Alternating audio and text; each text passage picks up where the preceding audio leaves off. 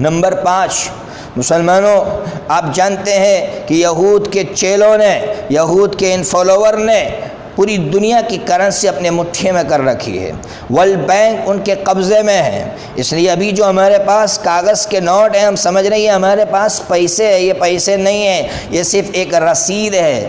معلوم نہیں کب یہ ہمارے پاس صرف کاغذ بن کر رہ جائے۔ اس لیے مسلمانوں کو ہوشیاری کے ساتھ زندگی گزارنے کی ضرورت ہے، اور اس کے لیے میں کہوں گا کہ مسلمان سونا خرید کر رکھے، اس لیے کہ سونا اس کو اللہ نے پیسہ بنایا ہے، دنیا کی کوئی طاقت اس کو ختم نہیں کر سکتی ہے۔ اس لیے کاغذ کے نوٹ کو جمع کرنے کے بجائے، اسی طرح بینکوں میں رکھنے کے بجائے ان پیسوں سے سونا خرید کر رکھیے، اس کی زکوٰۃ نکالیے۔ پوری دنیا ہاتھ ملتی رہ جائے گی جب ان کو پتہ چلے گا کہ مسلمانوں نے سونا جمع کر کے رکھا ہے۔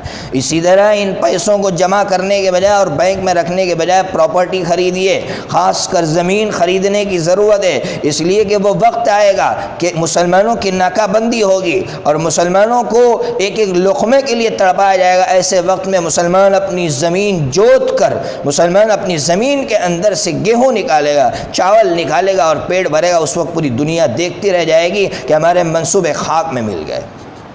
اور سب سے آخر میں مسلمانوں سے کہوں گا، مسلمانوں اس فتنے سے بچنے کے لیے میں قربان جاؤں میرے آقا پر کہ میرے آقا نے حضرت سیدنا عبداللہ ابن عباس رضی اللہ تعالیٰ عنہ اور حضرت ماں عائشہ صدیقہ رضی اللہ تعالیٰ عنہ اور حضرت ابو ہریرہ رضی اللہ تعالیٰ عنہ، تینوں کو یہ دعا سکھائی اور یہ کہا کہ تم فرض نماز میں یہ دعا پڑھنا۔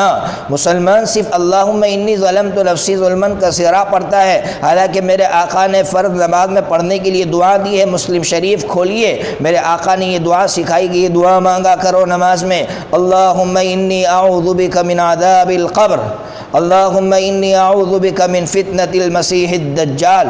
آپ سمجھ سکتے ہیں کہ میرے آقا کہہ رہے ہیں کہ دعا میں مانگو کہ اللہ دجال کے فتنوں سے ہمیں بچا۔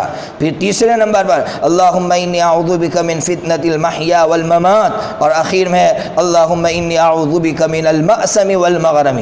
دعا مانگیے، نمازوں میں دعا مانگیے۔ سوچئے کہ طائف سے واپسی پر میرے آقا پر کیسے حالات تھے، لیکن میرے آقا کیا دعا مانگ رہے ہیں آپ جانتے ہیں؟ میرے آقا اللہ سے فرما رہے، اللہ تو مجھ سے ناراض تو نہیں ہے، ناراض ہو کر تو یہ حالات نہیں بھیجے ہیں، اگر اللہ تو ناراض ہے تو معاف کر دے، اور اگر یہ اللہ تو ناراض نہیں ہے تو ہم تیری عافیت کے محتاج ہیں، ہم تجھ سے عافیت مانگتے ہیں۔ اے مسلمانوں، میرا نبی تو طائف سے واپس ہو رہا